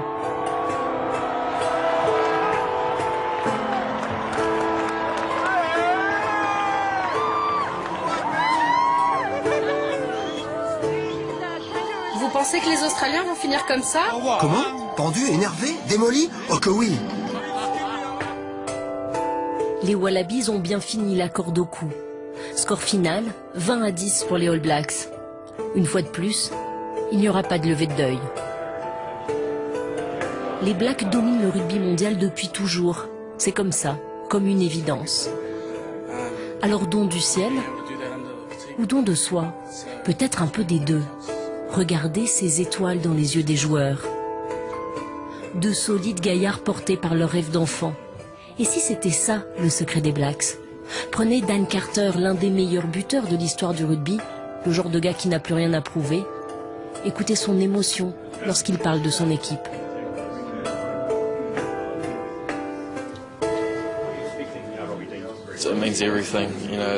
Les All Blacks, c'est ma raison de vivre. C'était mon rêve d'enfant. Et je vois aujourd'hui que les gamins ont ce même désir de jouer avec les All Blacks. Et le fait d'avoir travaillé dur et de finalement avoir eu cette opportunité, c'est quelque chose d'unique. Quand j'étais gamin, les All Blacks représentaient pour moi la Nouvelle-Zélande tout entière. Et ce que notre petite nation pouvait réaliser comme exploit en tant que petit pays. Les All Blacks étaient les meilleurs joueurs du monde. C'était très stimulant. Et où avez-vous appris le haka? Oh, devant la télé et à la maison. En regardant les All Blacks en les imitant. Le lendemain matin, on en a trouvé plein des gamins qui miment le haka devant leur télé. Chaque week-end, dans tous les parcs du pays, des hordes d'enfants s'arrachent leurs ballons ovales, pendant que leurs parents s'arrachent eux les cordes vocales.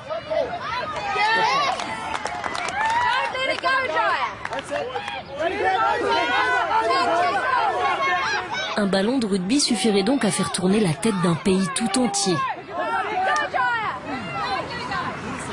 Le rugby, le samedi matin, ici c'est un peu comme aller à l'église le dimanche, pour toutes les familles. Ça fait partie de notre culture, de nos traditions.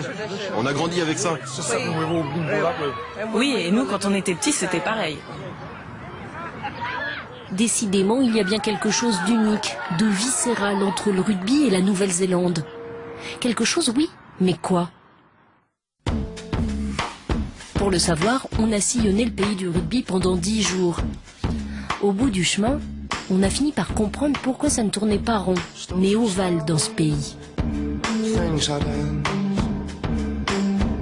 Pour trouver des terrains de rugby en Nouvelle-Zélande, il faut parfois savoir se perdre dans la campagne, là où il n'y a rien, même pas un poteau électrique. Et puis soudain, les lumières d'un terrain.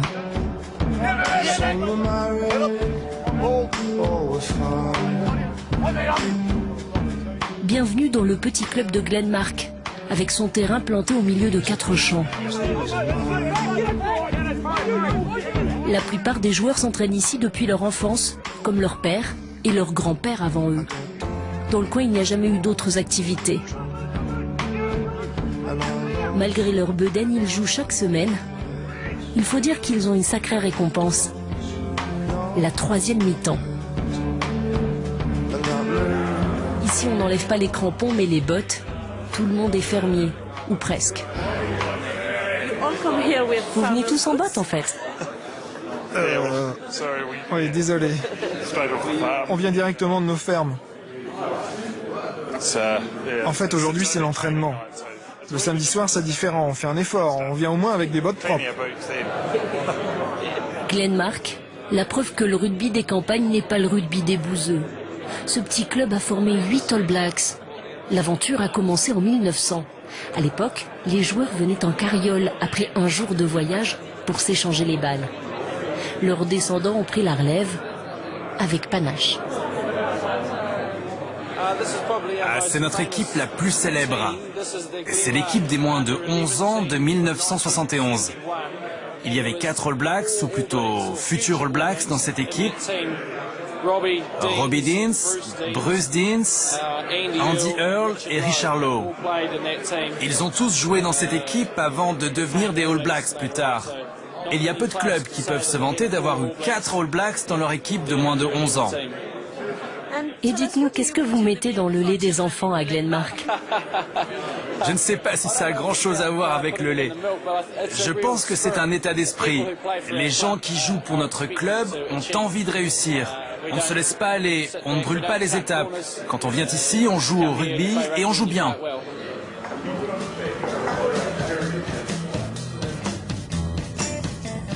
On a repris la route, direction le nord.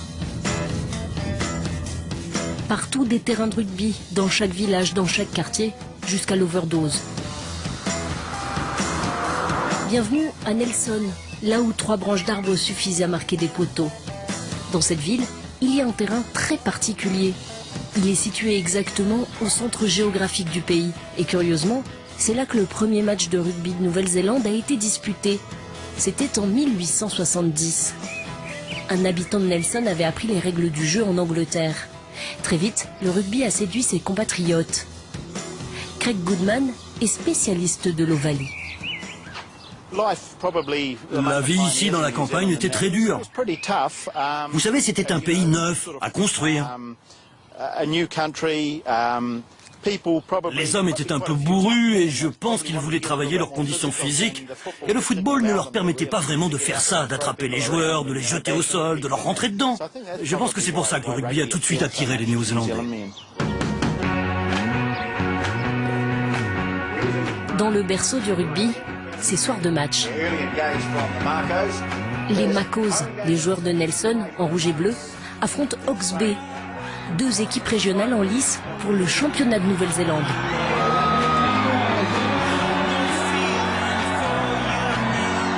Les supporters sont venus de toute la région, et même par 5 degrés, le marchand de glace est là, aux couleurs de Nelson évidemment.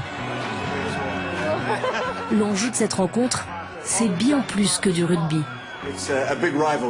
Il y a une grande rivalité entre ces 2 équipes. Ce sont les deux provinces qui font le meilleur vin de Nouvelle-Zélande. Et on a du très bon vin en Nouvelle-Zélande. Il n'y a pas que les Français qui font du bon vin. On appelle ça la bataille des vignes. Et la bataille se livre autant sur le terrain que dans les tribunes. Les Makos qui jouent à domicile ont un avantage criant.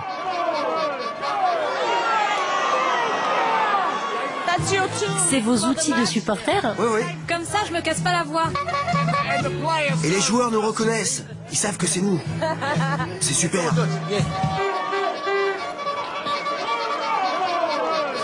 Quand on vit à la campagne, le rugby, ça a l'air d'être très important. Oh, s'il te plaît! Bien sûr que c'est important.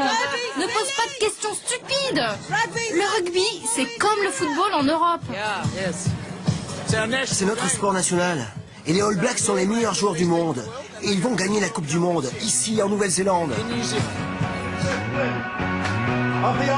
Et les Makos remportent leur première victoire de la saison. Les supporters accourent pour féliciter les joueurs.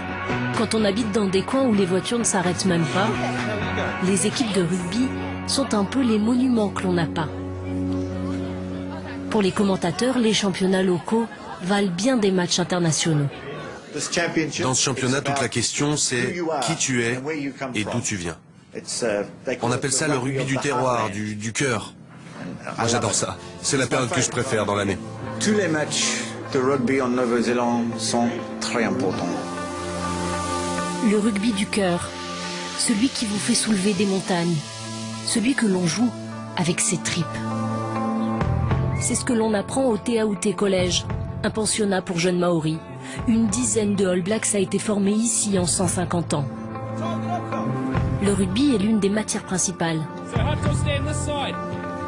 Et ici, il passe par la recherche de ses racines. Sur les 80 étudiants, seuls 6 ne jouent pas au rugby. C'est un fait, les jeunes Maoris aiment ce sport, et tous pour les mêmes raisons.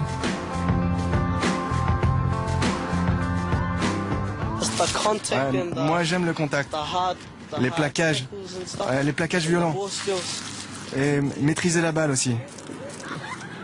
Tu aimes plaquer les autres, c'est ça? Ouais, c'est ça, les exploser. C'est quoi ce bruit sous ton t-shirt? Oh, ça, c'est juste un sac en plastique. Ça me fait transpirer encore plus. Tu veux perdre du poids? Ouais, pour être en forme pour les matchs. Mais pour remporter leur principale victoire, les sacs plastiques ne servent à rien. S'ils sont là, c'est avant tout pour apprendre leur langue, le maori, et leur culture. Réécrire leur histoire en quelque sorte. Quand nous avons des invités, où a lieu la cérémonie d'adieu? Dans le Wharenui, oui. En maori, on a coutume de dire « Te reo me natikana ». Littéralement, ça veut dire que le langage ne s'assied jamais seul. Il est accompagné d'un protocole, de règles, et on leur apprend la langue et la culture côte à côte.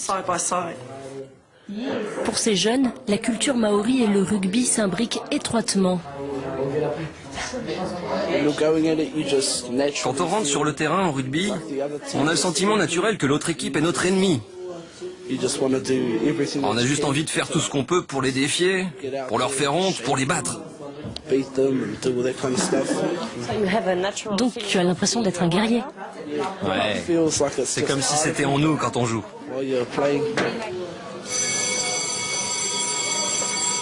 Ces gamins maoris, des apprentis guerriers, qui entrent sur un terrain de rugby comme ils iraient livrer une bataille, transcendés par le haka.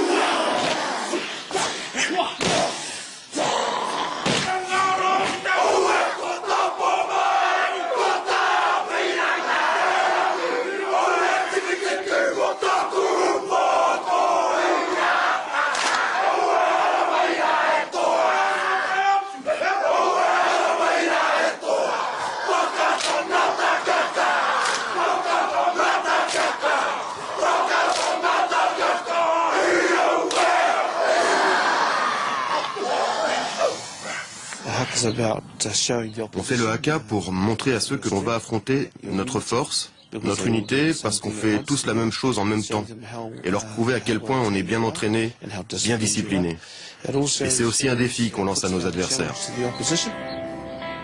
Dans le sud du pays, un autre haka, celui des All Blacks, doit retentir dans quelques jours pour le tournoi des Tri-Nations.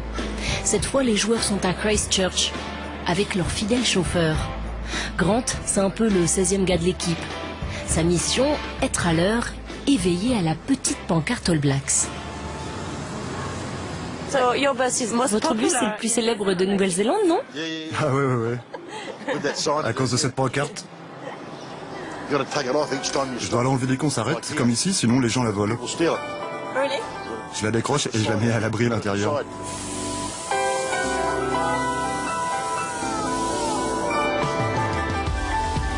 Être fan des All Blacks, ça peut emmêler quelques neurones. D'ailleurs, ça s'est confirmé à leur entraînement. Dernière balle pour l'équipe avant leur prochain match, devant des supporters déconcertants. Ils ont évidemment fait le voyage depuis le Japon. Des fans japonais tout droit sortis d'un manga.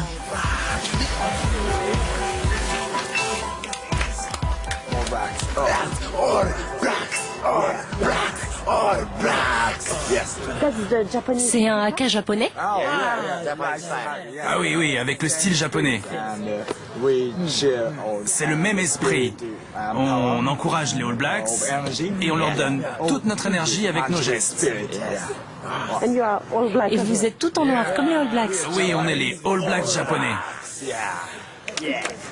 Les fans sont parfois de sacrés numéros, mais peut-être pas autant que Piri Weepu, numéro 9 sur le terrain, ou que Conrad Smith, numéro 13. Au rugby à 15, les chiffres ont leur importance. Et les supporters le savent bien. Tirez le bon numéro. Pour les fans, le carton plein, c'est des tickets pour un test match avec les All Blacks. Et justement, les numéros 9, numéro 13 et numéro 2 de l'équipe ont fait le déplacement. Il paraît même qu'on peut gagner des cadeaux bonus.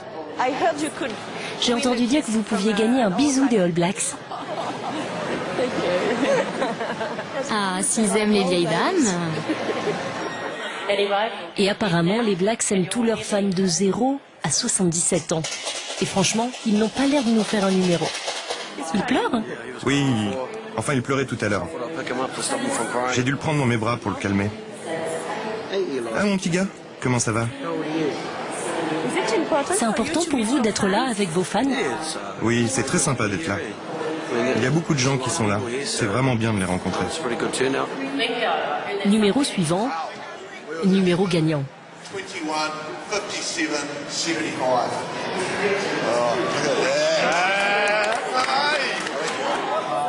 Ah, ça c'est ma sœur, elle est trop forte. Qu'est-ce que ça fait d'être aussi près d'un All Blacks? C'est super cool, on a de la chance. Puis il nous a bien aidés. Il a bien surveillé nos cartons pour pas qu'on oublie le numéro. Et vous n'êtes pas trop impressionné? Ah, c'est des sacrés bons hommes, c'est les meilleurs joueurs du monde. Ils sont géniaux. Oh, ça repart. Je vais essayer de gagner d'autres billets. C'est bien d'être là. Nous, les Kiwis, on n'aime pas quand les gens prennent la grosse tête. Le public aime qu'on se mélange avec tout le monde et nous, on aime ça. Ça ne nous ennuie pas. Donc ça fonctionne plutôt bien. Ils ont les pieds sur terre, des sourires pour leurs fans et surtout pas de casque sur les oreilles comme certains footballeurs. Ce jour-là, dans ce centre commercial, le 2, le 9 et le 13 sont devenus des chiffres porte-bonheur. Oh, je la regarde toutes les semaines. Je m'installe devant ma télé confortablement avec mon petit verre de whisky. Des mamies, des hommes d'affaires, des gamins, des ménagères, tous complètement fous de rugby. Rien d'étonnant pour Stu Wilson, un ancien All Blacks, l'un des plus respectés. Pour lui, le rugby est comme une religion d'État. C'est toute notre vie. On mange, on vit, on respire le rugby. C'est notre ADN, vous comprenez? Il n'y a pas une personne qui ne connaisse pas les règles du rugby dans ce pays. Si vous nous enlevez le rugby, il nous reste la foi en Dieu. C'est tout ce que nous avons. Le rugby, c'est notre vie. Du jour où l'on naît jusqu'à notre mort, on suit les All Blacks, on suit le rugby. C'est notre façon d'être. On est un petit pays dans le Pacifique avec 3 millions d'habitants. Et chaque année, on produit une équipe de All Blacks qui joue au niveau mondial. Et 9 fois sur 10, on gagne nos matchs. Évidemment, on ne peut pas tous les gagner. Les All Blacks changent l'humeur de ce pays. Si les All Blacks gagnent le prochain match, les gens vont au travail avec le sourire, tout le monde est heureux. Si on perd, mon Dieu, l'humeur change, tout est sombre. C'est comme aller à un enterrement.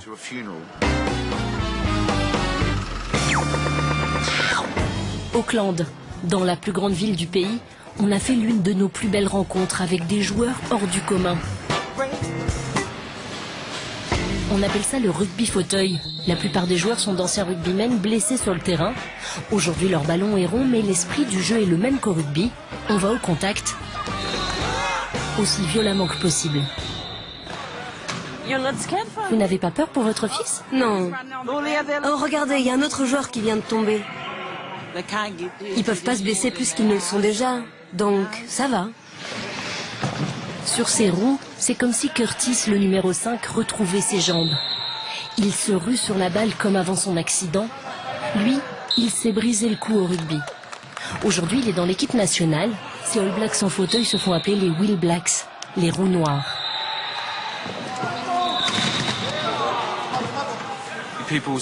Quand les gens nous voient en fauteuil, ils pensent que nous sommes fragiles. Quand ils voient qu'au rugby fauteuil, on se rentre dedans très fort comme ça les choque. J'ai eu mon accident en jouant au rugby. Pour moi, le rugby fauteuil, ça remplace le rugby normal.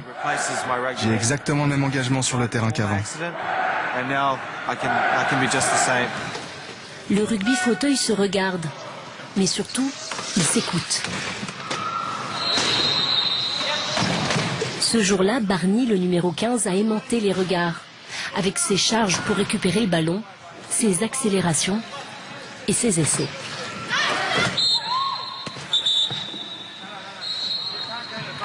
Quand j'étais un petit garçon, je voulais vraiment jouer au rugby, devenir un All Black. Le rugby fauteuil, c'est comme le rugby normal, mais encore plus violent. C'est pour ça que j'adore ça. Je vais à tous les entraînements, tous les tournois. Et avec un peu de chance, je pourrais un jour faire les championnats du monde. À y regarder de plus près, ce jeu si violent prend des airs de ballet. Avec ses joueurs en état de grâce. À mesure que leur chaise glisse, ils semblent rattraper cette vie qui a bien failli leur filer entre les doigts. Décidément, dans ce pays, le rugby donne des ailes.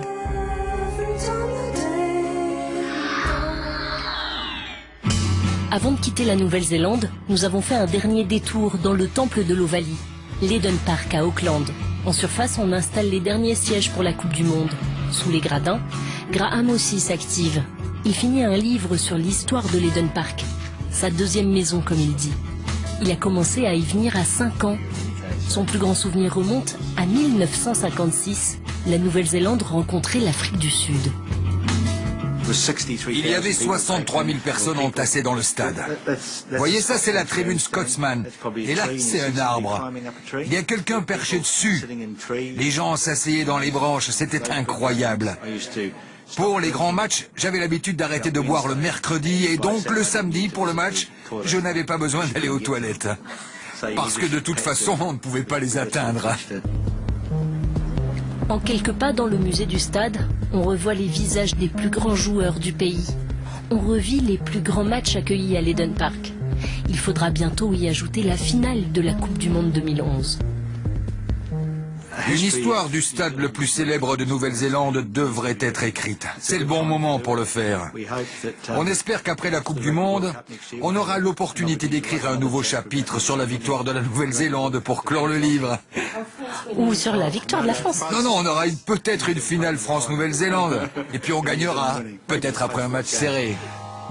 Pour la finale, Graham a déjà sa place de réservé. Il sera assis là, en espérant que son stade devienne l'Éden des All Blacks.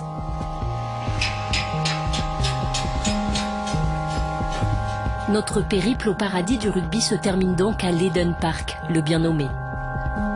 Dans l'avion du retour, on pensait en avoir fini avec le ballon ovale. Mais c'était sans compter sur l'obsession des Kiwis pour le rugby. Bienvenue à bord de ce vol Air Nouvelle-Zélande. Même si vous voyagez souvent sur nos lignes, merci de suivre attentivement notre briefing. Pour l'échauffement, assurez-vous que vos bagages soient placés dans le compartiment au-dessus de vous. Ou sous les sièges devant vous. En cas d'urgence pendant le décollage ou l'atterrissage, placez vos bras autour de votre tête et plaquez-vous sur le siège en face de vous.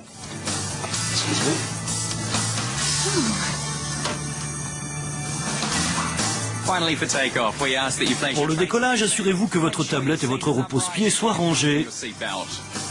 Et maintenant on décolle, sans plus de surprise. Quand le film s'est terminé, au-dessus du Pacifique, on s'est demandé si pour la Coupe du Monde, le ciel allait revêtir une nouvelle fois les couleurs des All Blacks. À moins qu'ils ne préfèrent le bleu.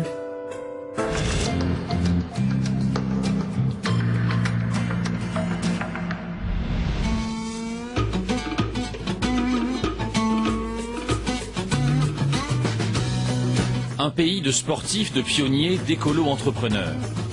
Fait-il si bon vivre que ça en Nouvelle-Zélande? Est-il facile de s'y installer? Nous avons posé la question à Cécile Dransart, une Française. Elle vit ici depuis plusieurs années. Donc est-ce que la Nouvelle-Zélande, c'est vraiment un paradis? Pour moi, oui. Je pense que vraiment, ouvertement, j'ai trouvé un équilibre, une qualité de vie inégalable en Nouvelle-Zélande. Après, je pense que c'est pas un paradis pour tout le monde. Et je pense qu'il faut avoir l'esprit pionnier, il faut savoir s'adapter. Et je pense savoir trouver le meilleur là où on est. Pour moi, dans mon cas, c'est cette proximité des montagnes, la mer, les rivières. Quand on aime la randonnée, par exemple, c'est un pays de fou.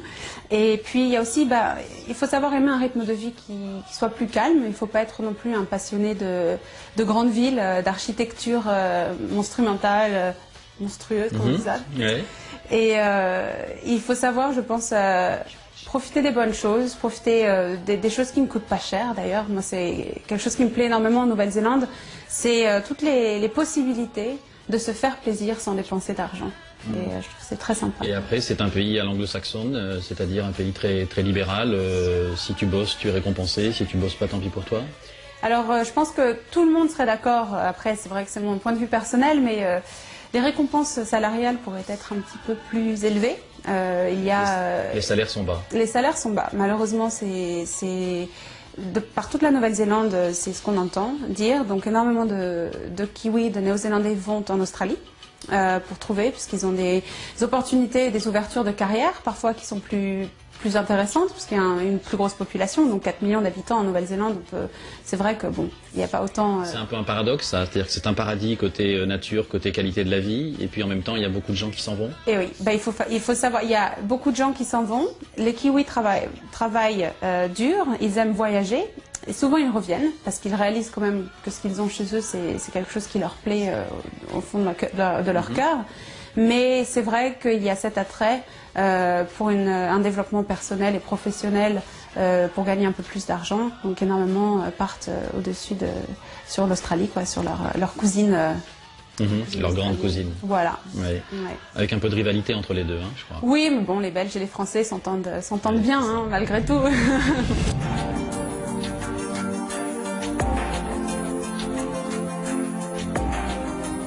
S'ils partent tenter l'aventure ailleurs, les Néo-Zélandais finissent toujours par revenir un jour.